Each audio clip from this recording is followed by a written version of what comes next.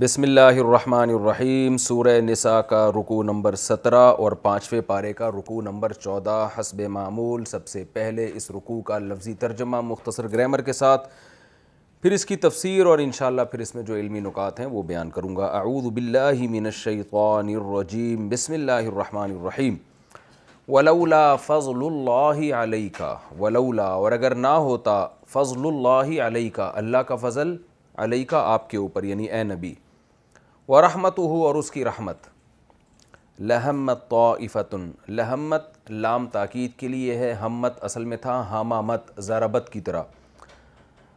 ہم کہتے ہیں ارادہ کرنا، اردو میں یہ لفظ استعمال ہوتا ہے اہتمام، کہتے ہیں بڑے اہتمام سے یہ کام کیا ہے، باب افتعال استعمال ہوتا ہے، یعنی اہتمام کا مطلب باقاعدہ ارادہ کر کے انٹینشن کے ساتھ اور پوری توجہ کے ساتھ یہ کام کیا ہے۔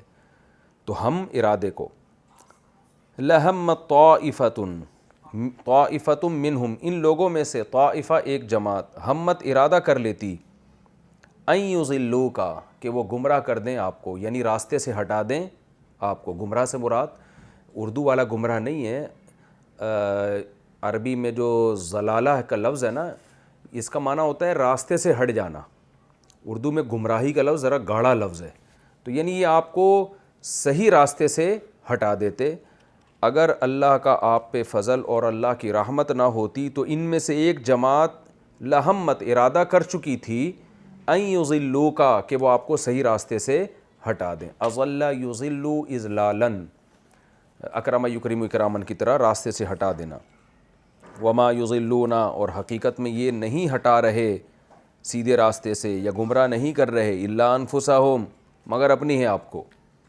وما یضرونک اور نہیں، یضرونک نقصان پہنچا رہے، من شیئن کچھ بھی، کا کمانا آپ کو، یضرون ذرہ اصل میں تھا ضرر یضرورو، نصر ینصرو کی طرح نقصان پہنچانا، تو ذرہ یضرو پڑھا جاتا ہے، یضرون ینصرون کی طرح، اور نہیں یہ نقصان پہنچا رہے آپ کو مگر یعنی من شیئن ذرا بھی۔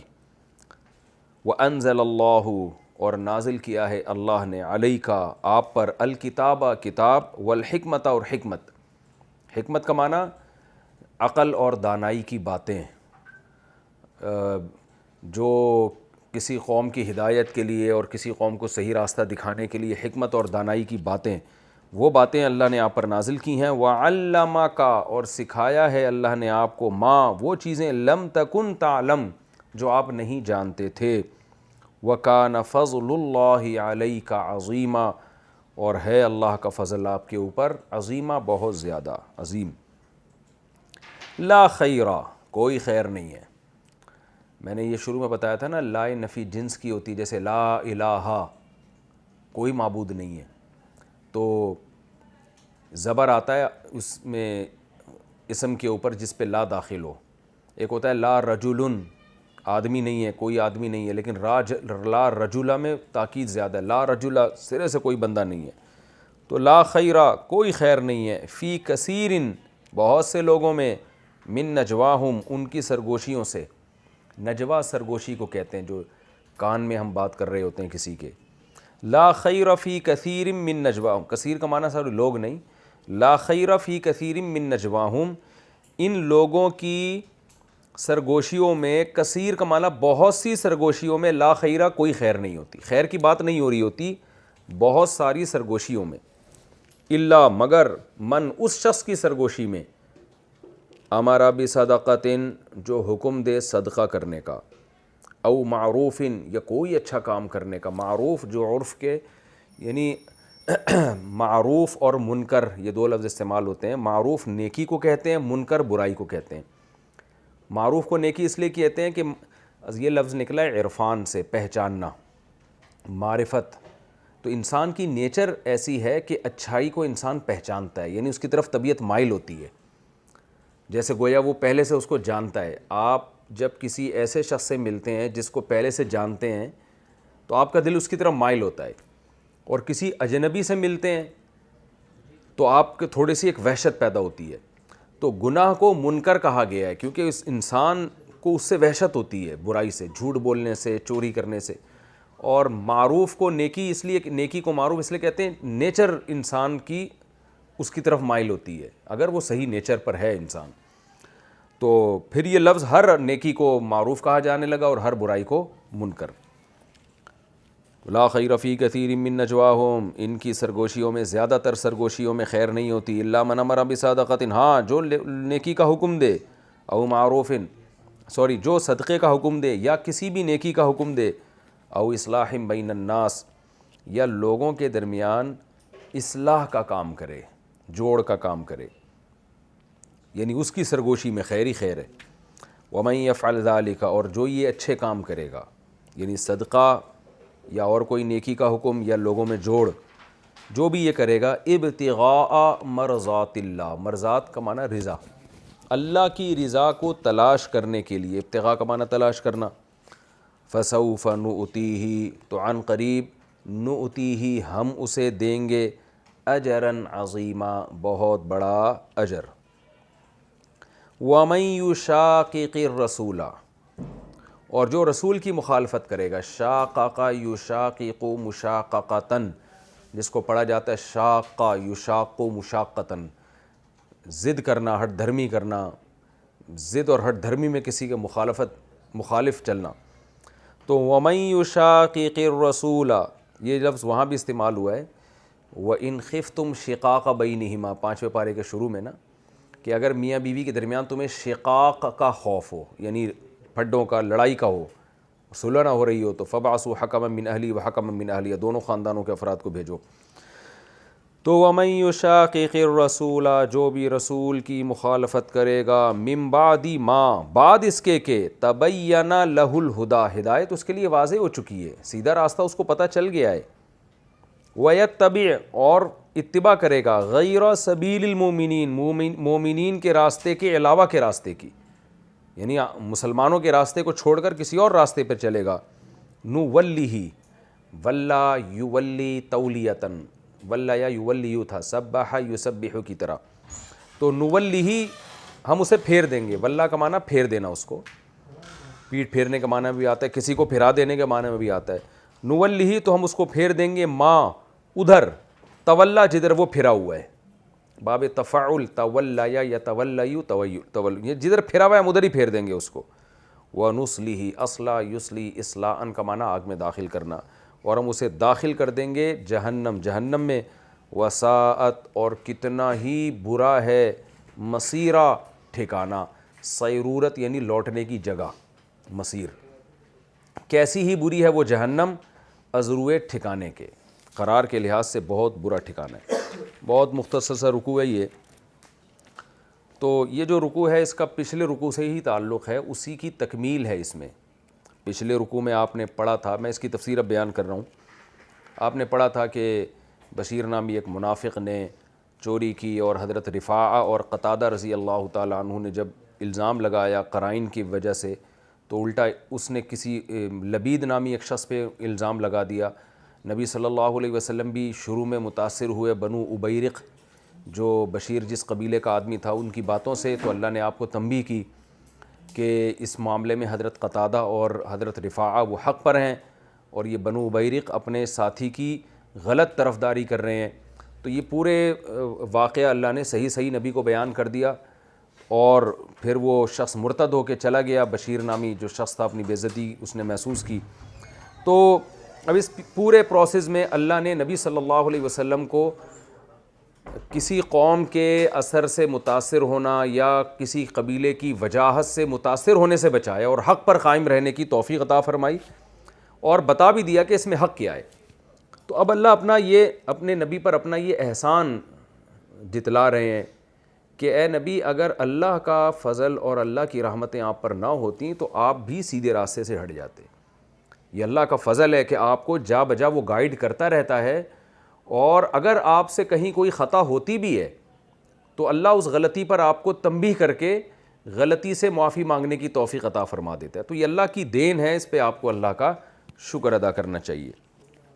اس لیے فرمایا وَلَوْلَا فَضْلُ اللَّهِ عَلَيْكَ وَرَحْمَتُهُ، اگر اللہ کا آپ پر فضل نہ ہوتا اور اللہ کی رحمت نہ ہوتی، لَهَمَّتْ طَائِفَةٌ مِّنْهُمْ، تو ان میں سے ایک جماعت تو ارادہ کر چکی تھی، ان یضلوکا کہ وہ آپ کو سیدھے راستے سے ہٹا دیتی. وہی بنو ابیرق کی جماعت تھی جو اپنی باتوں سے اور چکنی چپڑی باتیں اور یعنی اس کو جذباتی انداز میں پیش کرنا، جیسے کہ ہوتا ہے کہ لوگ بعض دفعہ کیا کرتے ہیں کہ جو فیصلہ کرنے والا ہوتا ہے نا اس کو بڑے جذبات میں آ کے ایک رونا دھونا، ایکسائٹیڈ ہو جانا، اس طرح کے یا ایسے دلائل دینا جو ہوتے صحیح نہیں ہے لیکن سامنے والا اس سے متاثر ہو جاتا ہے. تو اے نبی یہ لوگ تو ارادہ کر چکے تھے کہ آپ کو سیدھے راستے سے ہٹا دیں، لیکن وما یضلون الا انفسہم، جو بھی یہ کام کرے گا تو وہ آپ کو نہیں بلکہ اپنے ہی آپ کو سیدھے راستے سے ہٹا رہا ہے، یعنی خود وہ غلطی میں مبتلا ہو رہا ہے. وما یضرونک من شیء، اور یہ آپ کو ذرا بھی نقصان نہیں پہنچا سکتے. یعنی آپ نے جو درست فیصلہ کیا اس میں آپ اب ان سے ڈریں نہیں کہ یہ قبیلہ ہے یا اس کے لوگ ہیں آپ کے خلاف آپ کو نقصان پہنچائیں گے، تو ایسا بھی نہیں ہے، اللہ آپ کے ساتھ ہے. وَأَنزَلَ اللَّهُ عَلَيْكَ الْكِتَابَ، اور اللہ نے آپ پر احسان کیا کہ اللہ نے آپ پر آسمان سے کتاب نازل کی، والحکمہ، اور حکمت اور دانائی بھی نازل کی، جس کو حدیث کہا جاتا ہے. قرآن تو اللہ کے اپنے الفاظ ہیں، اللہ کا اپنا کلام ہے، اور جو حکمت اور دانائی کی باتیں وہ حدیث کے الفاظ ہیں جن کا مضمون اللہ کی طرف سے ہوتا ہے. الفاظ پیغمبر صلی اللہ علیہ وسلم کے اپنے ہوتے ہیں، تو وہ بھی بڑی حکمت اور دانائی کی باتیں، جیسے کہ ہم دیکھتے ہیں حدیث میں آپ صلی اللہ علیہ وسلم نے جو ہمیں باتیں بتائی ہیں بڑی حکمت اور دانائی کی باتیں ہیں. اور دنیا میں جتنے بھی فلاسفر گزرے ہیں، جتنے بھی لوگ گزرے ہیں جن کو کوئی اہمیت دی جاتی ہے اور ان کی باتوں کو نقل کیا جاتا ہے، جیسے شیکسپیئر کے انگریزوں میں ہے نا مقولے بڑے مشہور ہیں، شیکسپیئر نے یہ کہا، فلاں نے یہ کہا. تو جتنے بھی مفکرین دنیا میں گزرے ہیں ان کی باتوں کو آپ ایک طرف رکھیں اور محمد ابن عبداللہ صلی اللہ علیہ وسلم کی جو احادیث ہیں اور ان کے جو پیغامات ہیں، ان کی جو باتیں آپ ان کے جو اقوال ہیں ان کو آپ اگر ایک طرف رکھیں تو آپ کو پتہ چلے گا کہ آپ صلی اللہ علیہ وسلم کی باتوں کا وزن اور اس میں حکمت اور دانائی دنیا کے تمام دانشوروں سے کروڑہ گنا اس میں وزن زیادہ ہے. اسی کو قرآن حکمت کہہ رہا ہے کہ اے نبی یہ بھی حکمت ہم نے آپ کو سکھائی ہے، ہم نے آپ پہ نازل کی ہے. وَأَنزَلَ اللَّهُ عَلَيْكَ الْكِتَابَ، اللہ نے کتاب بھی نازل کی، والحکمہ، اور حکمت بھی نازل کی. تو یہ بھی گاڈ گفٹڈ ہے یہ چیز. اسی وجہ سے علماء کہتے ہیں کہ حدیث بھی حجت ہے. جو منکرین حدیث ہیں نا یہ کہتے ہیں بس قرآن میں جو لکھا ہے ہم عمل کریں گے، حدیث پر ہم نے عمل نہیں کر رہا کیونکہ یہ تو اپنے نبی کا اپنا وہ عمل ہے. ایسا نہیں ہے، قرآن کہہ رہا ہے وہ بھی آسمان سے نازل کردہ ہے. اسی وجہ سے وحی کی دو قسمیں بیان کی جاتی ہیں. ایک وحی مطلوب کا معنی یہ جیسے مقتول میں نے آپ کو بتایا نا جس کو قتل کیا جائے، مضروب جس کو مارا جائے، مطلوب جس کی تلاوت کی جائے. تو ایک وحی مطلوب ہے جس کو قرآن کہا جاتا ہے، جس کی پراپر تلاوت کی جاتی ہے. اور ایک وحی وہ ہے جو غیر مطلوب ہے، جس کی پراپر تلاوت نہیں ہوتی لیکن ہے وہ بھی وحی. یہ کون سی وحی ہے؟ یہ حدیث ہے. تو جو وحی مطلوب ہے اس میں مضمون بھی اللہ کا اور الفاظ بھی اللہ کے. اس میں نبی صلی اللہ علیہ وسلم کو الفاظ تبدیل کرنے کی اجازت نہیں ہے، یعنی اس کی اجازت نہیں ہے کہ جب وہ وحی نازل ہو تو نبی اس کو اپنے الفاظ میں ڈیلیور کر دیں اس پیغام کو. نہ قرآن نے سختی سے منع کیا کہ آپ ایک حرف بھی اس میں تبدیل نہیں کر سکتے. یہی وجہ ہے کہ جب وحی نازل ہوتی تھی تو آپ صلی اللہ علیہ وسلم پہ بہت گھبراہٹ ہوتی تھی اور آپ فوراً کاتب وحی کو بلا کے لکھواتے اور آپ اپنی زبان سے اس کو فوراً پڑھنا شروع کرتے کہ کہیں کوئی لفظ مجھ سے رہ نہ جائے. تو قرآن نے جب دیکھا، اللہ نے جب دیکھا کہ آپ پر اتنی آپ تکلیف میں ہوتے ہیں کہ اس خوف سے کہ کہیں ایک لفظ بھی آگے پیچھے نہ ہو جائے اور آپ پر اس کا بہت بوجھ ہوتا ہے، تو اس لیے اللہ نے پھر آیتیں نازل کی سورہ قیامہ میں، لا تحرک بہ لسانک، اپنی زبان کو اس میں حرکت نہ دیں، اتنی ٹینشن نہ لیں. ان علینا جمعہ و قرآنہ، اس کا جمع کرنا اور اس کا آپ کی زبان سے تلاوت کروانا یہ ہمارا کام ہے، اللہ آپ کو نہیں بھولنے دے گا. تو یہ بھی قرآن نے وعدہ کیا سورہ قیامہ میں بھی اور دوسرے مقام پر بھی کہ یہ اس میں آپ ٹینشن نہ لیں.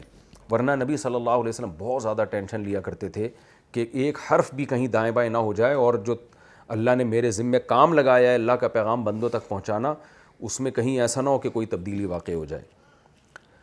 تو یہ وحی مطلوب ہے. دوسری وحی وہ ہے کہ جس کا مضمون اللہ کی طرف سے ہے لیکن الفاظ پیغمبر صلی اللہ علیہ وسلم کے اپنے ہیں، اور یہ حکمت سے تعبیر قرآن نے اس کو کیا ہے. تو اس سے پتہ چلتا ہے کہ وہ بھی اللہ کی طرف سے نازل کردہ ہے. ہاں اس میں الفاظ نبی کے اپنے ہیں اور ان الفاظ میں صحابہ نے بھی اس کو کیونکہ اس میں الفاظ کی اتنی ویلیو نہیں تھی اس لیے صحابہ نے بھی بسا اوقات ایسا ہوتا ہے کہ نبی نے کوئی بات اپنے الفاظ میں کہی تو صحابی نے ان الفاظ کو زیادہ رعایت نہیں کی بلکہ اس کے مفہوم کو اپنے الفاظ میں بیان کر دیا. اس کو کہتے ہیں روایت بالمعنی. ایک ہوتا ہے روایت باللفظ, بالکل جو نبی نے جو الفاظ کہے تھے بعینی ہی انہی الفاظ کے ساتھ آپ نے نبی کے پیغام کو نقل کیا. تو بعض صحابہ نے ایسا بھی کیا ہے, بعض حدیثوں میں ایسا بھی ملتا ہے کہ ان میں ایک حرف بھی صحابی نے تبدیل نہیں کرنے دیا. لیکن ایسا بھی حدیثوں میں بکثرت ہوا ہے کہ رسول اللہ صلی اللہ علیہ وسلم کے جو الفاظ مبارک تھے تو صحابی نے اس کے مفہوم کو اپنے الفاظ میں بیان کیا ہے. تو ایسا بھی حدیث میں کثرت سے ہوا ہے. یہی وجہ ہے کہ ایک ہی حدیث ہمیں دو مختلف سندوں سے تھوڑی بہت الفاظ کی چینجنگ کے ساتھ ملتی ہے, لیکن یہ چینجنگ بہت زیادہ نہیں ہوئی ہے, الفاظ کی چینجنگ تھوڑی بہت ہوئی ہے, کیونکہ صحابہ یہ سمجھتے تھے کہ قرآن کے الفاظ جو ہیں وہ بذات خود مقصود ہیں, اور نبی صلی اللہ علیہ وسلم کا پیغام بھی اگر کسی طرح ڈیلیور کر دیا جائے اپنے الفاظ میں تو وہ بھی کافی ہے. اس کی مثال ایسے ہے جیسے میں یہ کہوں کہ میں یعنی کسی کا پیغام آپ کو بتاؤں کہ بھئی اپنے بھائی کو آ کے میں کہتا ہوں کہ والد صاحب یہ کہہ رہے ہیں کہ چھوٹے بھائی سے کہو کہ جا کے پانی لے آئے. والد صاحب کے الفاظ کیا تھے؟ چھوٹے بھائی سے کہو کہ جا کے پانی لے کر آئے. تو اب بڑا بھائی گیا چھوٹے بھائی سے کہتا ہے والد صاحب کہہ رہے ہیں کہ چھوٹے بھائی سے کہو کہ جا کے پانی لے کر آئے. تو یہ تو الفاظ بھی وہی ہیں اور پیغام بھی وہی ہے, لیکن اس کو دنیا میں جائز سمجھا جاتا ہے کہ میں الفاظ نقل کرنے کے بجائے پیغام نقل کر دوں. تو اس کا طریقہ کیا ہوگا؟ میں چھوٹے بھائی سے جا کے کہوں گا کہ والد صاحب پانی منگوا رہے ہیں, والد صاحب پانی پینا چاہتے ہیں تمہارے ذریعے سے. تو یہ سب مفہوم 100% وہی ہوگا اس کا. تو حدیثوں میں اس طرح ہوا ہے کہ صحابی نے بعض دفعہ مفہوم کو بیان کر دیا, بعض دفعہ صحابی نے تو الفاظ بیان کیے, تابعی نے مفہوم کو بیان کر دیا. تو احادیث میں اس طرح ہوا ہے, لیکن قرآن میں ایسا نہیں ہوا. وانزل اللہ علیک, لیکن اکثر اس کی رعایت کی گئی ہے صحابہ کرام کے دور میں بھی کہ الفاظ بھی بعینی ہی اسی طرح سے نقل کیے جائیں. یعنی کوئی یہ ایسا نہیں ہے کہ ہر حدیث میں ایسا ہو رہا ہے عموم, اور ہمیں ایسے ملتا ہے حدیث میں کہ صحابی کہتے ہیں یہ الفاظ میں نے نبی سے خود سنے اور میرے کانوں نے محفوظ کیے اور میں آپ کو دیکھ رہا تھا, یہ بتانے کے لیے کہ بھئی میں الفاظ بھی چینج نہیں کر رہا. وانزل اللہ علیک الکتاب والحکمہ, اور اللہ نے آپ پر نازل کی ہے کتاب بھی اور حکمت بھی. وعلمک, اور نبی اللہ نے آپ کو سکھایا ہے ما, وہ چیزیں لم تکن تعلم, جو آپ نہیں جانتے تھے. علوم اللہ نے آپ کو دیے ہیں. وکان فضل اللہ علیک عظیما, اور اللہ کا فضل آپ پر بہت زیادہ ہے. تو جہاں آپ سے کہیں خطا کا امکان ہوتا ہے یا خطا ہو جاتی ہے, اللہ آپ کو صحیح راستہ بتا دیتا ہے, اللہ آپ کو گائیڈ کر دیتا ہے. یہ اللہ کا آپ پر بہت بڑا احسان ہے. آگے چونکہ وہ بنو ابیرک کے لوگ سرگوشیاں کرتے تھے نا رات کو بیٹھ کے, تو قرآن نے ایک اصول بیان کر دیا کہ بھئی لوگ جب بھی سرگوشی کرتے ہیں تو عام طور پر ان کی سرگوشیوں میں خیر کم ہوتی ہے, شر زیادہ ہوتا ہے. یہ قیامت تک کے لیے ایک اللہ نے اصول بیان کر دیا. وجہ کیا ہے کہ انسان جب کھلے عام بات کرتا ہے نا تو اسے پتہ ہے 100 لوگ, ہزاروں لوگ, لاکھوں لوگ سن رہے ہیں. جیسے میں بھی باتیں کر رہا ہوں, کتنی اچھی اچھی باتیں کر رہا ہوں, مجھے پتہ ہے بھائی ہزاروں لوگ اور شاید لاکھوں کو اللہ یہ بات سنائے. تو کھلے عام جب بات کی جاتی ہے تو بڑے اچھے نعرے ہوتے ہیں, بڑی اچھی نصیحتیں ہوتی ہیں, خیر کی باتیں ہوتی ہیں, جوڑ کی باتیں ہوتی ہیں, سبھی یہی کر رہے ہوتے ہیں. لیکن جب چپکے سے سرگوشیاں ہوتی ہیں نا تو پتہ ہے کہ بھائی جس کے کان میں بات کر رہا ہوں وہ سن رہا ہے اور میں سن رہا ہوں, یا 2-3 آدمی بیٹھ کے چپ چپ کے جب بات کر رہے ہوتے ہیں تو ان باتوں میں اللہ کہہ رہا ہے خیر کا عنصر کم اور شر کا عنصر زیادہ. ان میں اکثر توڑ کی باتیں ہوتی ہیں, بخل کی باتیں ہوتی ہیں, غیبتیں ہوتی ہیں, بہتان تراشیاں ہوتی ہیں, اور ایسی باتیں ہوتی ہیں جس سے معاشرے میں خیر کے بجائے فساد پھیلے. تو اس کے سد باب کے لیے یہ آیتیں نازل ہوئی. آج بھی آپ دیکھ لیں کہ 2 آدمی جب کان میں بات کر رہے ہوں تو سمجھ لیں, بدگمانی کی اجازت تو نہیں ہے لیکن عموماً ہوتا ہے ایسا ہی ہے کہ سمجھ لیں کسی کی غیبت ہو رہی ہے, یا یہ کہ بخل کی ترغیب دی جا رہی ہے کہ بھئی کیا ہے تم سارے پیسے غریبوں پہ لٹا دو گے, تم اپنا بھی تو خیال کرو, تم اپنی بھی تو صحت دیکھو, اور جو ہے دنیا کہاں سے کہاں جا رہی ہے, اور تمہارے تو لگتا ہے رشتہ دار جو ہے نا تمہیں نچوڑ کے کھا جائیں گے, تم بہنوں کو بھی دے رہے ہو اتنی عیدیاں اور بھائیوں پہ بھی خرچ کر رہے ہو, اور یہ کرو. یعنی جب چھپ کے بات ہوتی ہے نا تو اسی قسم کی اکثر باتیں ہو رہی ہوتی ہیں. کھلے عام جب بات ہوگی تو صدقے پہ گھنٹوں گھنٹوں کے بیانات ہو رہے ہوتے ہیں, ہمیں چاہیے رشتہ داروں پہ خرچ کریں. لیکن نجی محفلوں میں نہیں ہو. گھروں میں تو آپ کو بہت زیادہ یہ چیز دیکھنے کو ملے گی. آپ نے دیکھا ہوگا کہ کھلی محفل میں ساسیں کتنی اچھی اچھی باتیں کر رہی ہوتی ہیں, لیکن جب بند کمرے میں اپنے بیٹے کے ساتھ بیٹھی ہوئی ہوگی, یعنی جب ساس سے آپ خطاب کروائیں گے نا, تو خطاب میں تو یہی ہوگا کہ بہو کا خیال کرنا چاہیے, بہو کا جو ہے نا اپنے بیٹے کو ترغیب دینی چاہیے کہ وہ اس کی جو بیوی ہے وہ بھی آخر کسی کی بیٹی ہے, اس کا خیال کرے اور اچھا سخاوت کا مظاہرہ کرے. تو ساس اگر کسی مجمع میں تقریر کرے گی تو بہوؤں کے حقوق بیان کر رہی ہوگی وہ. لیکن یہی ساس جب بند کمرے میں اپنے بیٹے کے کان میں بیٹھ کے بات کرے گی تو اکثر یہ ہوتا ہے کہ وہ یہ نہیں کہہ رہی ہوتی کہ بیٹا اپنی بیوی کا خیال کیا کرو, وہ بھی کسی کی بیٹی ہے, اپنی بہنوں کو سوچو, آج تمہاری بیٹیاں ہوں گی ان کا سوچو, تو ان کو سوچ کے دوسروں کی بیٹیوں کا بھی خیال کیا کرو, اس پہ خرچ کیا کرو, ہاتھ کھلا رکھو. یہ نہیں ہو رہا ہوتا بند کمرے میں. بند کمرے میں الٹا کام ہو رہا ہوتا ہے. جس ساس نے تقریریں کی ہیں نا بہوؤں کے فضائل پر اور سخاوت کے فضائل پر, کتابیں لکھی ہیں, وہ ساس, میں ان ساسوں کی بات کر رہا ہوں جو اس وقت میری تفسیر کا لیکچر نہیں سن رہی, تو وہ ساس کیا کریں گی, بند کمرے میں بیٹے کو کنجوسی کی بھی ترغیب دیں گی کہ سارا بہو پہ ہی اڑا دے گا تو, اور جو ہے اپنے ماں باپ کا, اپنی بہن بھائیوں کا تجھے خیال نہیں ہے, اور بیوی کے خلاف ورغلا بھی رہی ہوں گی, یعنی بہو کے خلاف کہ وہ تو یہ نہیں کرتی, وہ تو, یعنی ہر توڑ کا کام. یہی کام عورت اپنے شوہر کے ساتھ کر رہی ہوتی ہے. اگر اسے مجمع میں بیان کرنے کا موقع دیا جائے, کوئی کتاب لکھنے کا موقع دیا جائے, تو بہوؤں کو سمجھائے گی کہ ساس کا خیال کرنا چاہیے اور خدمت کرنی چاہیے, شوہر کا بڑا درجہ ہے تو اس کی ماں کا بھی بڑا درجہ ہے. لیکن یہی عورت جب بند کمرے میں اپنے شوہر کے کان میں کچھ بات کرے گی تو وہ اکثر ساسوں کے خلاف, نندوں کے خلاف, جٹھانیوں کے خلاف. تو مطلب گھر میں بھی یہی ہو رہا ہے, دفتروں میں بھی یہی ہو رہا ہے. کھلے عام جب بات کر رہے ہوں گے, بڑی زبردست بات کر رہے ہوں گے, جنہیں مثال کے طور پر آپ کسی کمپنی کے ملازم ہیں, تو سارے جب کھلے عام کوئی جو پروگرام ہوتے ہیں نا, اس میں سب کمپنی کی ترقی کی باتیں کر رہے ہوں گے کہ اگر یہ پالیسی اختیار کی جائے تو اس سے ہم زیادہ ترقی کر سکتے ہیں, یہ کیا جائے تو یہ ہماری کمپنی دن دگنی رات چوگنی ترقی کرے گی. لیکن یہی امپلائیز جب اکیلے بیٹھے ہوئے ہوتے ہیں تو باس کی غیبتیں ہو رہی ہوتی ہیں اور اپنے حقوق کی بات زیادہ ہو رہی ہوتی ہے, کمپنی کی ترقی کی باتیں کم ہو رہی ہوتی ہیں. یہی باس جب کھلے عام ملازمین سے بات کرے گا تو ملازمین کے حقوق کی بات کر رہا ہوگا, ان کی تنخواہیں بڑھانے کی باتیں کر رہا ہوگا. لیکن جب یہ اپنے دوستوں کے ساتھ بیٹھ کے سرگوشیاں کر رہا ہوگا تو الٹی باتیں کر رہا ہوگا. یعنی ایک ہمارے معاشرے کا ایک بہت بڑا یہ المیہ ہے. قرآن نے اس کو بیان کیا, لا خیر فی کثیر من نجواہم, فرمایا لوگوں کی سرگوشیوں میں, اکثر سرگوشیوں میں خیر نہیں ہوتی, الا من امر بصدقۃ, ہاں اس کی سرگوشی میں خیر ہے جو یہ 3 کام کر لے. یعنی اللہ ترغیب دے رہے ہیں کہ کھلے محفلوں میں تو تم بڑی اچھی اچھی باتیں کرتے ہو, جب نجی محفلوں میں بیٹھا کرو اور چھپ کے ایک دوسرے کے ساتھ گپ شپ لگایا کرو تو اس میں بھی یہ والے کام کیا کرو, تو تمہاری نجی محفلیں اور تمہاری سرگوشیاں بھی اللہ کو پسند آئیں گی. وہ کیا کام کیا کرو, امر بصدقۃ, صدقے کا حکم دیا کرو. یہ بڑا مشکل کام ہے کہ آپ تنہائی میں کسی کے کان میں اس کو دوسروں پہ خرچ کرنے کی ترغیب دیں. اپنے اوپر خرچ کرنے کی ترغیب تو انسان کھلے عام نہیں دے رہا ہوتا, کھلے عام جب تقریر کرے گا تو دوسروں پہ خرچ کرنے کے لیے. لیکن جب بند کمرے میں کسی سیٹ سے بات کرے گا تو وہ اپنے اوپر خرچ کرنے کے فضائل بیان کر رہا ہوگا, دوسروں پہ خرچ کرنے کے فضائل نہیں بیان کر رہا ہوگا. یہ عام طور پر ہوتا ہے. لیکن اللہ کیا فرماتے ہیں, نا نا نا نا, جب سرگوشیاں کیا کرو تو ترغیب دیا کرو صدقہ کرنے کی.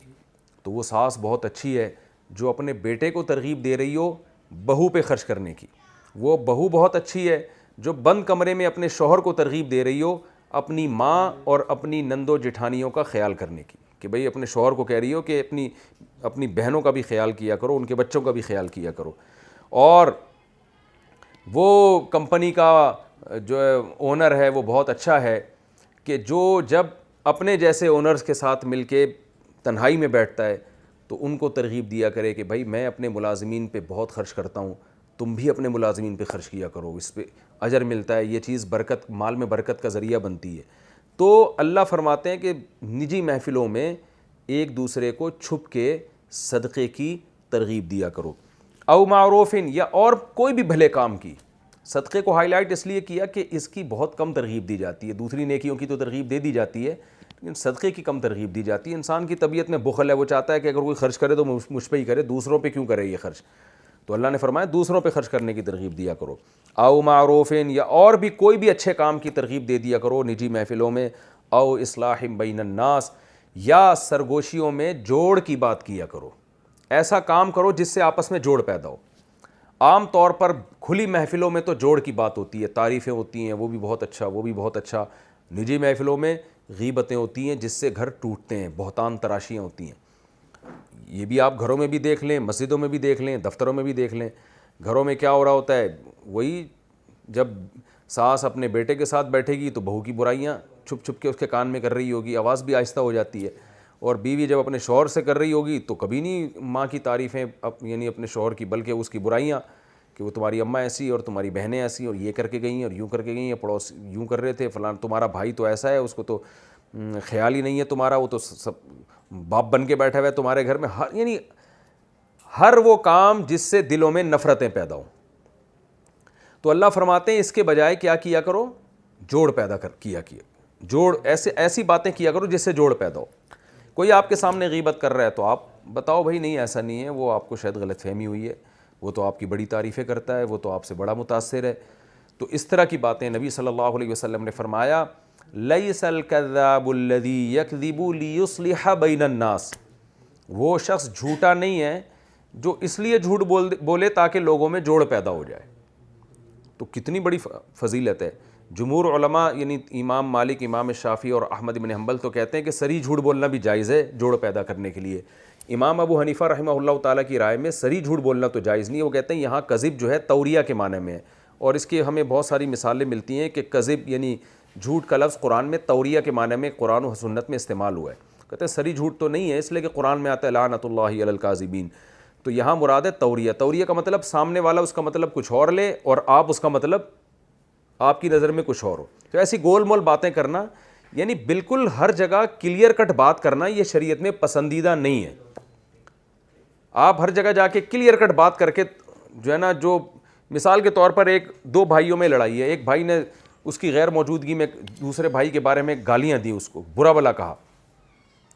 اب آپ دوسرے بھائی کو جا کے بتا رہے ہو تمہارا بڑا بھائی یہ ورڈنگ تمہارے لیے استعمال کر رہا تھا. اس نے پوچھا نا چھوٹے نے کہ میرے بڑے بھائی نے کیا کیا القابات سے مجھے نوازا ہے. آپ نے پورے وہ جو فحش گالیاں تھیں پورا اس کا تجوید کے ساتھ وہ گالیاں ڈیلیور کر دیں. یہ کہا ہے آپ کے بڑے بھائی نے. لوگوں نے پوچھا آپ ایسا کیوں کر رہے ہیں, آپ نے کہا میں ہمیشہ سچ بولتا ہوں. اس نے مجھ سے پوچھا تھا بڑے نے میرے بارے میں کیا کیا کہا ہے, تو میں نے بتا دیا کہ یہ کہا ہے پوری تجوید کے ساتھ, اور اعوذ باللہ بسم اللہ پڑھ کے میں نے پورا بتا دیا. بھائی یہ تو اس سے تو نفرت پیدا ہوگی چھوٹے کے دل میں بڑے کی. تو آپ نے دلیل یہ دی کہ بھائی میں جھوٹ نہیں بولتا. اس نے پوچھا تھا کیا کیا کہا ہے, تو میں بات گھمانا میری عادت ہی نہیں ہے, میں تو کلیئر کٹ بات کرنے کا عادی ہوں. اگرچہ میری نیت لڑانے کی نہیں تھی, میں نے کلیئر کٹ بات کی ہے, بھائی میں اس سے گول مول باتیں نہیں ہوتی. تو یہ ایسے موقع پہ یہ بات غلط ہے. ایسے موقع پہ گول مول بات کرنا یہ زیادہ ثواب ہے. امام مالک, امام شافعی کے یہاں تو سری جھوٹ بول دو کہ اس نے گالی دی نہیں ہے. امام ابو حنیفہ کہتے ہیں سری جھوٹ تو نہ بولو لیکن گول مول بات کرو. گول مول بات کیسے ہو سکتی ہے, بھائی آپ کو پتہ نہیں کس نے کہہ دی, بڑی بڑی گالیاں دی ہیں, کچھ وہ تھوڑی بہت کچھ آپ کی چیزوں پر اعتراض کر رہے تھے, وہ کچھ دو چار الفاظ جو انسان غصے میں کبھی کبھار کہہ ہی دیتا ہے, کوئی اس طرح کا تھا, وہ کوئی ایسا نہیں ہے. میں اس وقت وہاں موجود تھا, وہ اتنی بری باتیں نہیں ہیں جتنی آپ سمجھ رہے ہیں. اور پھر آپ نے تعریفیں شروع کر دیں, بھائی وہ کچھ ایسے اچھے الفاظ بھی کہتے اس نے. یعنی یہ انسان خود فیصلہ کر لیتا ہے ایسے موقع پہ کہ ایسے موقع پہ جھوٹ سے بچے بغیر آپس میں جوڑ کیسے پیدا ہوگا. تو ایسے موقع پہ کلیئر کٹ بات کرنے کی آپ کو اجازت نہیں ہے, بلکہ گول مول گھما کے بات کرنا ایسے موقع پہ ثواب ہے. عام حالات میں تو باتوں کو گھمانا کوئی اچھا کام نہیں ہے, لیکن جوڑ پیدا کرنے کے لیے باتوں کو گھمانا اور ایسی بات کرنا کوئی گھما پھرا کے تاکہ آپس میں محبتیں پیدا ہوں, تو یہ شریعت کا بہت اہم حکم ہے اور آپ صلی اللہ علیہ وسلم نے اس کی ترغیب دی ہے. بات چونکہ جھوٹ سے نکلی ہے تو حدیث میں یہ بھی آتا ہے کہ بیوی کو خوش کرنے کے لیے بھی جھوٹ بولنا جائز ہے. تو وہاں بھی جھوٹ کا مطلب یہی ہے امام ابو حنیفہ کے نزدیک کہ بعض دفعہ کلیئر کٹ بات کرنے سے عورت کو تکلیف ہوتی ہے, تو اس میں بھی آدمی ایک بات کو تھوڑا گھما سکتا ہے. ہر بات گھر میں ایک دم بالکل صحیح شروع کر دیں گے تو گھروں میں لڑائیاں پیدا ہوں گی. تو اس میں علماء نے اس کی مثالیں دی ہیں. مثال کے طور پر آپ کو بیوی کسی دن اچھی نہیں لگ رہی ہے, آپ کو وہ اس کا لباس اچھا نہیں ہے, اب آپ ایک دم اس کے منہ پہ کہہ دیں کیا تمہاری عجیب سی شکل ہے, اور جیسے لوگ کر دیتے ہیں, اس سے نفرتیں پیدا ہوتی ہیں.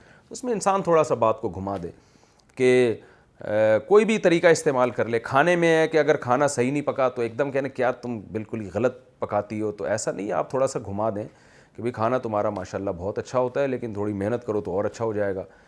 تو بظاہر تو یہ غلط بات ہی ہے کہ اچھا تھا نہیں تو آپ نے اس کو اچھا کہہ دیا, لیکن اچھے کا مطلب اس سے بھی تو خراب پک سکتا تھا نا, اس سے کم از کم یہ اچھا ہے. تو گول مول بات جو ہے جوڑ پیدا کرنے کے لیے یہ شریعت میں اجازت ہے. اس لیے کہ اگر آپ کی طبیعت میں لچک نہیں ہوگی نا, آپ ہر جگہ یعنی ٹو دا پوائنٹ اور ایک دم کلیئر کٹ بات کرنے کے عادی ہوں گے, جیسے کہ لوگ ہوتے ہیں, بعض کہتے ہیں ہم تو بھائی جو ہوتا ہے بس ہم دل میں تو رکھتے نہیں, ہم تو جو ہوتا ہے ایک دم سیدھی بات کرتے ہیں, تو یہ معاشرے میں سروائیو نہیں کر سکتے, یہ لڑواتے رہتے ہیں لوگوں کو, فسادی ہوتے ہیں ایسے لوگ. ہاں کہیں سیدھی بات کرنی پڑتی ہے وہاں تو ضروری ہے, لیکن جہاں سیدھی بات کرنے سے آپس میں جنگ و جدال کا خطرہ ہو, لڑائیوں کا خطرہ ہو, آگ لگنے کا خطرہ ہو, وہاں شریعت کہتی ہے نہیں بھائی لوگوں کو لڑواؤ مت, بلکہ گول مول بات کر کے ان میں جوڑ پیدا کر دو. تو اللہ نے فرمایا کہ جو بھی یہ کام کرے گا, یعنی صدقے کا حکم دے گا, نیکی کا حکم دے گا, او اصلاح بین الناس, یا لوگوں میں نجی محفلوں میں جوڑ پیدا کرنے کی کوشش کرے گا, فسوف نؤتیہ ومن یفعل ذلک ابتغاء مرضات اللہ, جو بھی یہ کام کرے گا اللہ کو خوش کرنے کے لیے. یہ اللہ کو خوش کرنے کے لیے اس لیے کہا کہ جب ہم کھلی محفل میں بات کرتے ہیں نا تو اس میں تو ریاکاری کا اندیشہ ہو سکتا ہے, اس لیے کہ لوگ بولیں گے ماشاءاللہ اتنی اچھی تقریر کی حضرت جی نے, جوڑ کی بات کی ہے, کیسے زبردست ماشاءاللہ بہت اچھی بات. تو اس میں تو لوگوں کی تعریفیں بھی ہو سکتی ہیں, لیکن جو نجی محفل میں جب کوئی چپکے سے جوڑ کی بات کرتا ہے تو اس میں لوگ تو سن ہی نہیں رہے, تو تعریف کہاں سے کریں گے. تو اس میں آپ کو موٹیویشن اللہ کی رضا کے جذبے کے علاوہ کسی اور چیز سے نہیں ملے گی, نہ اس میں آپ کو پیسے مل رہے ہیں, نہ آپ کی عزت ہو رہی ہے, بلکہ بعض دفعہ اپنے مفاد پہ زد پڑ رہی ہوتی ہے. عورت اگر اپنے شوہر سے کہے کہ اپنی بہنوں کا بھی خیال کیا کرو, تو عورت کو یہ خطرہ ہوتا ہے کہ بھئی میری طرف سے توجہ ایسا نہ ہو کچھ کم ہو جائے. تو یہاں تو اپنے مفاد پہ زد پڑ رہی ہے اور کچھ بھی نہیں مل رہا, اس لیے اللہ نے فرمایا کہ دیکھو کچھ تو نہیں مل رہا, لیکن اگر اللہ کے لیے یہ کام کرو گے تو اللہ کی طرف سے بہت بڑا اجر ملے گا. تو اللہ کے اجر کو سوچ کے, مخلوق سے واہ واہ کی خاطر تو لوگ بہت کچھ کر لیتے ہیں. تو نجی محفلوں میں جب خیر کا کام کرو گے, تنہائیوں میں خیر کا کام کرو گے, تنہائیوں میں نیکیاں کرو گے, اللہ کے علاوہ کوئی نہیں دیکھ رہا, تو یہ نہ سمجھو کہ اللہ تمہاری اس نیکی سے غافل ہے, بلکہ اللہ کیا کرے گا, وَمَن يَفْعَلْ ذَلِكَ ابْتِغَاءَ مَرْضَاتِ اللَّهِ, جو بھی یہ کام اللہ کو خوش کرنے کے لیے کرے گا, فَسَوْفَ نُؤْتِيهِ أَجْرًا عَظِيمًا, عن قریب ہم اسے بہت بڑا اجر دیں گے.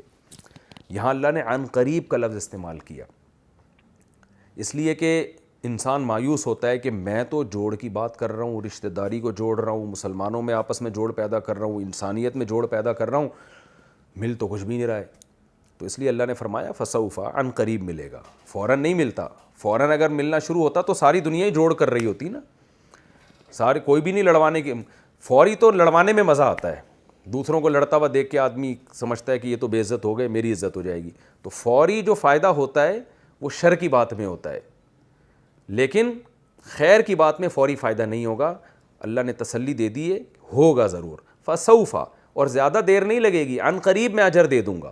عن قریب میں موت کے بعد بھی ہو سکتا ہے, کیونکہ وہ بہت جلد آنے والی ہے موت, ہم تو اسے دور سمجھتے ہیں لیکن اللہ کے ہاں وہ قریب ہے. اور عن قریب میں دنیا بھی مراد ہو سکتی ہے کہ دنیا میں ہی اس کو اس کا اجر بہت جلد مل جائے گا.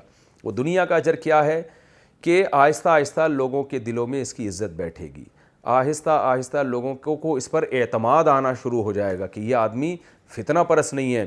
اس عزت سے دنیا کے بھی فائدے حاصل ہوتے ہیں, مالی فائدے بھی اور جسمانی فائدے بھی, یعنی روحانی فائدے بھی, اخروی فائدے بھی حاصل ہوتے ہیں. تو اللہ فرماتے ہیں فَسَوْفَ نُؤْتِيهِ أَجْرًا عَظِيمًا, عن قریب ہم اسے بہت بڑا اجر عطا فرمائیں گے. اس آیت پر میں نے بہت سے علماء کو عمل کرتے دیکھا ہے. بسا اوقات ہم نے دیکھا کہ دو مسلمانوں میں لڑائی ہوئی, اب ہم تو نیوٹرل سے ہو جاتے ہیں نا, عام طور پہ لوگوں کی عادت ہے بھئی ان کا آپس کا مسئلہ ہے, وہ دو بھائی لڑے ہیں تو لڑتے رہے, ہمیں کیا ہے بھئی ان کا آپس کا مسئلہ ہے. لیکن میں نے اپنی زندگی میں بہت سے علماء کو دیکھا ہے کہ وہ حالانکہ وہ ان کے لیے اجنبی ہوتے ہیں, لیکن جب انہیں اطلاع ملتی ہے نا کہ یہ دونوں بات نہیں کر رہے, تو وہ کسی طرح انکوائری کر کے گھستے ہیں ان میں، اور کہ بھائی یہ ٹھیک ہے ان کا مسئلہ ہے اور مجھے اس میں کوئی فائدہ نہیں ہے، لیکن شاید میری محنت سے یہ آپس میں جوڑ پیدا ہو جائے۔ تو میں نے دیکھا ہے میاں بیوی کے اختلاف میں بعض لوگ محنت کر کے، بڑی قاتلانہ لڑائیاں ہوئی ہوئی تھیں، لیکن وہ ان کے معاملات میں گھستے ہیں، انکوائری کرتے ہیں اور ان میں صلح کرا دیتے ہیں۔ تو یہ بڑی وجہ کیا ہے؟ ان کو پتہ ہے بھائی اس پہ اللہ نے بہت بڑے اجر کا وعدہ کیا ہے، نوتی ہی، اللہ کہتے ہیں ہم دیں گے اس کو۔ لیکن ایسے لوگ بھی ہیں جو کہتے ہیں یار ان کا معاملہ ہے، ہمیں کیا، لڑتے رہو ساری زندگی لڑتے رہو، ان کا تو کام ہی یہی ہے۔ ایسے لوگ بھی ہیں، گھروں میں آپ کو ایسے لوگ نظر آئیں گے کہ میاں بیوی کا جھگڑا ہو رہا ہے، تماشا دیکھ رہے ہیں، اور چلو وقتی جھگڑے پہ تو انسان کہتا ہے ابھی جذباتی ہوئے میں لڑنے دو، 2 دن گزر گئے، 3 دن گزر گئے، رشتہ داروں کی ذمہ داری ہے وہ بیٹھیں، ان میں صلح کی کوشش کروائیں، پوچھیں بھائی غلطی کس کی ہے، تاکہ جس کی غلطی ہے اس کی اصلاح ہو سکے۔ نہ ان کا معاملہ ہے، ایسے بھی میں نے دیکھے 2 سال ہو گئے میاں بیوی میں بات چیت بند ہے، بھائیوں میں بات چیت بند ہے، بہن بھائیوں میں بات چیت بند، ماں باپ اور بیٹے میں بات چیت بند، لیکن لوگ کوئی سب سے پہلی ذمہ داری تو رشتہ داروں کی ہے کہ وہ جوڑ کی کوشش کریں۔ لیکن اب ہر آدمی بس جو ہے نا، یہ جو آج کل جو دنیا میں ایک نظام چل رہا ہے جو مذہب سے بغاوت والا نظام ہے، اس میں بس ہر آدمی اپنی نجی زندگی میں لگا ہوا ہے، میری دولت میرا پیسہ، یعنی وہ عورت سے بھی اگر تعلق قائم کرے گا نا تو اس کی یہ جو ایک سیکشول ڈیزائرز ہوتی ہیں بس وہ پوری کرنے کی حد تک، وہ بھی اپنے ہی فائدے کے لیے، اس کو گھر دینے کے لیے بھی تیار نہیں، گھر بسانے کے لیے بھی تیار نہیں، جو گرل فرینڈ بوائے فرینڈ کا سیٹ اپ چل رہا ہے۔ تو یہ بیسک اس کی کیا ہے بھائی، میں اور بس میں کسی طرح صحیح رہوں اور میں کھاتا پیتا رہوں اور میں سکون زندگی گزاروں۔ تو یہ جو زندگی ہے، لائف اسٹائل ہے، یہ اللہ کو پسند نہیں ہے۔ انسان کو اللہ نے کمیونٹی کی شکل میں پیدا کیا ہے، جس میں رشتہ داروں کے حقوق ہیں، پھر رشتہ داروں کے درجات ہیں، پھر پڑوسی ہیں، پھر آپ کا شہر ہے، شہر کے لوگ ہیں، پھر آپ کے کنٹری کے لوگ ہیں، پھر مذہب کے لوگ ہیں، پھر ایک انسانیت کا رشتہ ہے۔ تو ان بہت سارے رشتوں میں اللہ تعالیٰ نے ہم سب کو جکڑ دیا ہے، تو اس میں ہمیں بیدار رہ کے زندگی گزارنے کا حکم ہے۔ اور یہ تکبر کہ کوئی بھی جھگڑا ہو آپ کے پاس آئے، آپ بولو بس دفع ہو جاؤ یہاں سے، میرے پاس ٹائم نہیں ہے تم لوگوں کو نمٹانے کا، یہ بہت غلط بات ہے۔ ہاں بعض علماء کے پاس اس طرح کے جھگڑے آتے ہیں تو وہ اس وقت ٹائم نہیں دیتے، لیکن وہ ڈیلے کرتے ہیں، وجہ اس کی یہ کہ ان کے پاس رش بہت ہوتا ہے۔ تو اس بیس پہ کسی کو ٹائم نہ دینا یا اس کو کہہ دینا کہ آپ اگلے مہینے آئیں، کیونکہ ان کے پاس پہلے ہی بہت لوگوں کے مسائل ہوتے ہیں، اس بیس پہ کسی کو مؤخر کر دینا ٹھیک ہے۔ تکبر کی بیس پہ یا استغنا کی بیس پہ وہ جھگڑے، ان کو میاں بیوی بعض دفعہ جھگڑ کے آ رہے ہوتے ہیں، ان کو پتہ ہوتا ہے بھائی یہ آدمی درمیان میں پڑے گا تو ہمارا جھگڑا نمٹا سکتا ہے، لیکن وہ نیوٹرل بن جائے، میرے پاس ٹائم نہیں ہے تم لوگوں کا، یہ تکبر ہے۔ تو یہ اس سے بچنا چاہیے، اور اس کی انسان کو قدر اس وقت ہوتی ہے جب خود اس میں مبتلا ہوتا ہے۔ تو یہ کام کرنا چاہیے، اس میں بہت بڑا اللہ نے اجر رکھا ہے، اور اس میں اپنا مفاد نہیں ہونا چاہیے۔ اگر جہاں آپ کا مفاد آ گیا پھر آپ کبھی بھی انصاف سے فیصلہ نہیں کر سکتے۔ اسی مفاد سے بچنے کے لیے اللہ نے فرمایا جو اللہ کی رضا کے لیے یہ کام کرے گا۔ آگے فرمایا وَمَن يُشَاقِقِ الرَّسُولَ مِن بَعْدِ مَا تَبَيَّنَ لَهُ الْهُدَىٰ، اور جو رسول کی مخالفت کرے گا بعد اس کے کہ ہدایت اس کے سامنے واضح ہو چکی ہے۔ جیسے یہ آیتیں ہیں یہ ہدایت ہیں، اس کے باوجود جو رسول کی مخالفت کرے گا وَيَتَّبِعْ غَيْرَ سَبِيلِ الْمُؤْمِنِينَ، اور مومنین کے راستے کو چھوڑ کر کوئی اور راستہ اختیار کرے گا، اہل اسلام کے راستے کو چھوڑ کر کوئی اور راستہ اختیار کرے گا، نُوَلِّهِ مَا تَوَلَّىٰ، جدھر جا رہا ہے ہم اس کو جانے دیں گے، وَنُصْلِهِ جہنم، اور بالآخر ہم اس کو جہنم میں ڈال دیں گے، اور وہ کیا ہی برا ٹھکانہ ہے وہ جہنم کی آگ۔ یہ بہت امپورٹنٹ آیت ہے۔ اس آیت میں اللہ نے بتا دیا کہ رسول کی مخالفت اور مومنین کے راستے کو چھوڑنا ایک ہی چیز کے دو نام ہیں۔ یعنی کیا مطلب، جو رسول کو فالو کرے گا وہ عامۃ المومنین ہی کے راستے کو فالو کرے گا۔ راستے سے مراد عامۃ المومنین، جس کو ٹھیک سمجھ رہے ہیں، جو بھی مسلمانوں کے علماء صلحاء ہیں، جو اس کو، یہ آیت سب سے پہلے تو صحابہ کے بارے میں ہے، کیونکہ جب نازل ہوئی تو اس وقت مومنین تو صحابہ کرام تھے۔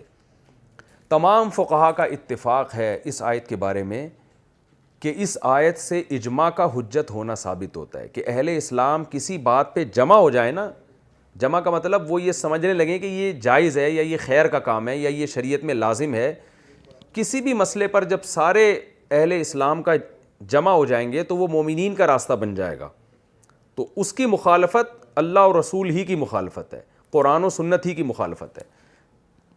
تو یہ آیت جو ہے اجماع کے حجت ہونے کی بہت مضبوط دلیل ہے۔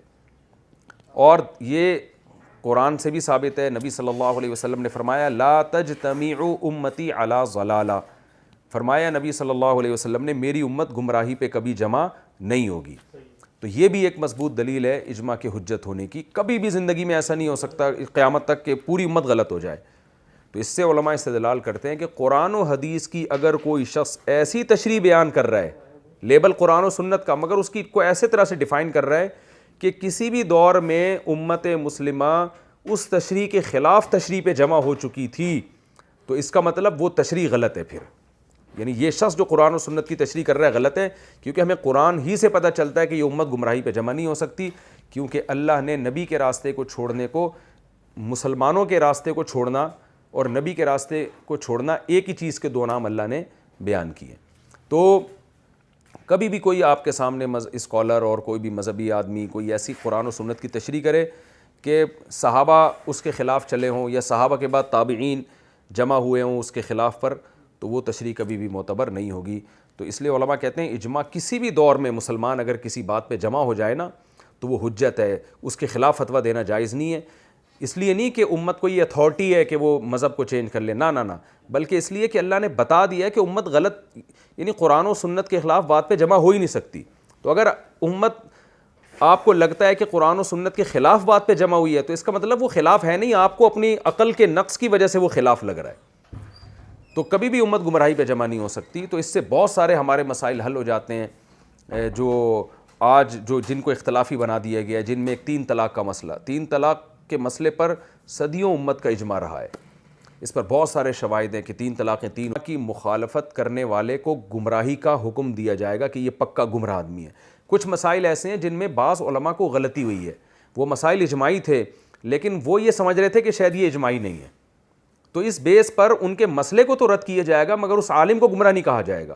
جیسے 3 طلاقوں کا 3 ہونا ایک مجلس کی، یہ اجماعی مسئلہ ہے، لیکن سعودی عرب کے شیخ بن باز تھے یا اسی طرح ابن تیمیہ 7ویں صدی ہجری میں فتویٰ دیتے کہ 3 ایک ہوتی ہیں۔ تو اب ہم اس مسئلے میں تو یہ کہیں گے کہ یہ 100% غلط ہے، لیکن اس شخصیت کو ہم گمراہ اس لیے نہیں کہیں گے کہ ان کا یہ خیال تھا کہ اس میں اجماع نہیں ہے، ان کی اپنی رائے تھی۔ اگر ان کو پتہ ہوتا، علم ہوتا کہ یہ اجماعی مسئلہ ہے، پھر بھی مخالفت کرتے تو وہ بھی گمراہ کہلاتے، لیکن ان کی رائے یہ تھی کہ یہ اجماعی مسئلے نہیں ہیں۔ لیکن جب علماء نے تحقیق کی تو پتہ چلا بھائی یہ اجماعی مسئلے ہیں۔ تو اسی وجہ سے ہم شیخ بن باز کو اور العثیمین اور ابن تیمیہ اور ان جیسے جو علماء جو 3 طلاق کو ایک کہتے رہے ہیں، ان کے مسئلے کو تو غلط کہیں گے 100%، لیکن ان کی شخصیت کو 100% غلط کہنا یا گمراہ کہنا درست نہیں ہے۔ وجہ اس کی یہ تھی کہ ان کا خیال، ان سے غلطی ہوئی ہے، اجتہادی غلطی ہوئی ہے یہ سمجھنے میں کہ یہ اجماعی ہے یا نہیں ہے۔ ان کا خیال یہ تھا کہ اجماع نہیں ہے اس پر۔ تو اور اسی طرح خواتین اور مردوں کی نماز کا فرق بھی ہے کہ جو اہل حدیث علماء کہتے ہیں عورتیں سمٹ کے نماز نہیں پڑھیں گی، سمٹ کے نہیں پڑھیں گی، مردوں کی طرح پڑھیں گی، تو ان کی اس رائے کو تو ہم یہ کہیں گے کہ 100% غلط ہے، لیکن اس عالم کو ہم اس بیس پہ گمراہ اس لیے نہیں کہہ سکتے کہ ان کی نیت اجماع کی مخالفت نہیں ہے، ان کو یہ غلطی ہوئی ہے، وہ سمجھتے تھے کہ یہ اجماع، اس میں اجماع نہیں ہے۔ تو بعض دفعہ عالم سے اجتہادی غلطی ہوتی ہے اجماع کو پہچاننے میں، اس بیس پہ اس عالم کو گمراہ نہیں کہا جائے گا، البتہ اس کی رائے کو غلط کہا جائے گا۔ تو 20 رکعت تراویح میں بھی ایسا ہی ہے۔ تو اسی وجہ سے ہم ان کو اجماع کے باوجود بھی فروعی مسائل اس لیے کہتے ہیں کہ اس میں اجماع پہچاننے میں بعض علماء سے غلطی ہوئی ہے۔ تو جلدی سے میں اس رکوع کا خلاصہ پیش کر دیتا ہوں، مکمل ہو گیا ہے۔ ایک تو یہ کہ اللہ نے بتا دیا اپنے نبی کو ولولا فضل اللہ علیک ورحمتہ، کہ اے نبی اللہ کا آپ پہ بھی فضل نہ ہوتا تو آپ بھی سیدھے راستے سے ہٹ سکتے تھے۔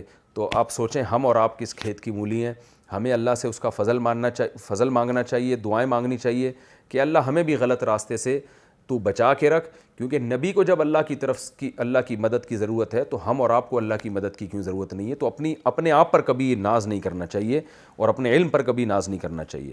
دوسرا، اس میں اللہ تعالیٰ نے یہ بتا دیا کہ نبی کو اللہ نے کتاب اور حکمت سکھائی، یہ اللہ کا بہت بڑا احسان ہے۔ تو اس پہ ان لوگوں پر بھی اللہ کا احسان ہے جن کو نبی کے ذریعے علم ملا یا علماء کے ذریعے علم ملا، تو اس میں علم کی بہرحال فضیلت معلوم ہوتی ہے قرآن و سنت کے۔